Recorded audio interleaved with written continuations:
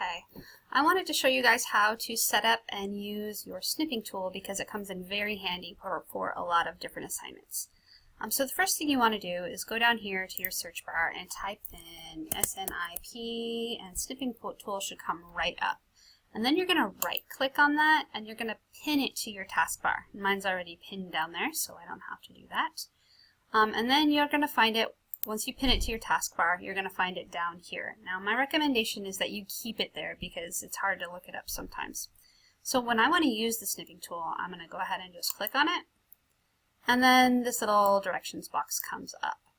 And as you can see, there's going to be some changes in the future with snipping tool, but for now this is how we operate it.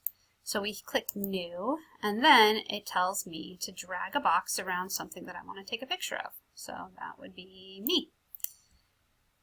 There, and I am going to use a pen to draw on it, or a highlighter to highlight certain things.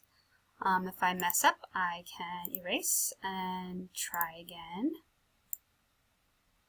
There we go. Or if I want to do it with a different mode, I can do a freeform snip or a window snip, which takes a picture of the whole screen.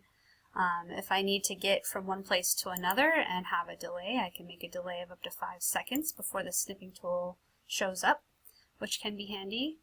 Now I'm going to go ahead and copy, so right click on the image and then I'm going to copy it and put it into my document, or I can save it as a JPEG on my desktop or someplace that I can find. Someplace it's easier to look it up and find it later if I need to.